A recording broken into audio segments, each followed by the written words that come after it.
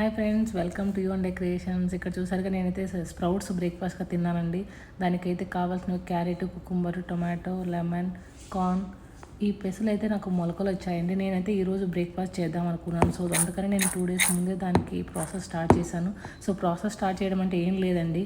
So మీరైతే ఎప్పుడైనా తినాలనుకుంటున్నారో దానికి జస్ట్ 2 డేస్ ప్రయర్ ఏం చేయాలి, మీరు ఒక మినిమం 6 అవర్స్ ఈ పెసులు అనేవి వాటర్లో సోక్ అవ్వాలండి. సోక్ అయ్యాక దానిలో ఉన్న వాటర్ అంతా డ్రైన్ చేసేసి దాని మీద కవర్ చేస్తే సో మరుసటి రోజుకు నాకు ఇలా అయితే మొలకలు వచ్చాయి. సో మీరు ఇక్కడ చూస్తున్నారుగా, మాకు కుకుంబర్ ఇలా ప్యాకెట్స్లో దొరుకుతుందండి, మినీ కుకుంబరు. సో నేను దీన్ని అయితే శామ్స్ అనే హోల్సేల్ షాప్లో తెచ్చాను. సో ఇప్పుడు మీకు కావాల్సిన ఇంగ్రీడియంట్స్ అన్నీ ఉన్నాయి కదా. నేనైతే కార్న్ని ఫాస్ట్గా కుక్ చేయడం కోసం నేనైతే ఓవెన్లో ఉంచాను ఒక 2 మినిట్స్. సో ఇలా ఓవెన్ ఉంటే చాలా వరకు యూజ్ అవుతుందండి. మీరు స్టవ్ని చాలా తక్కువ యూజ్ చేస్తారు. చూసారుగా, అప్పుడే కుక్ అయిపోయింది 2 మినిట్స్లో. కుక్ అయిందా లేదా అనేది నేను చెక్ చేస్తున్నా. సో ఇది కుక్ అయింది. సో నేను దాంట్లో ఉన్న వాటర్ని డ్రైన్ చేసేసి సో దాన్ని ఒక సర్వింగ్ బౌల్లోకి వేసేసుకున్నాను. సో అన్నీ కావాల్సినవి.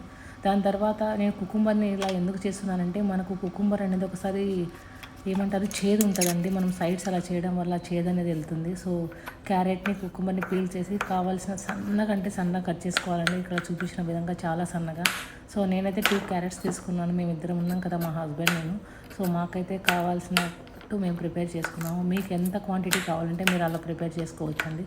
సో ఇక్కడ చూసిన విధంగా అయితే మేమైతే ఇలా కట్ చేసేసుకున్నాము. నేనైతే హాఫ్ టొమాటోనే తీసుకున్నాను, ఎందుకంటే టొమాటో అనేది ఎక్కువ వేసి దీనికి ఉన్న టేస్ట్ అనేది వెళ్ళిపోతుంది. సో ఇప్పుడు అవన్నీ ఒక సర్వింగ్ బౌల్కి యాడ్ చేసేసుకోవాలి. సో మీకు తగినంత సాల్ట్ యాడ్ చేసుకోవాలి.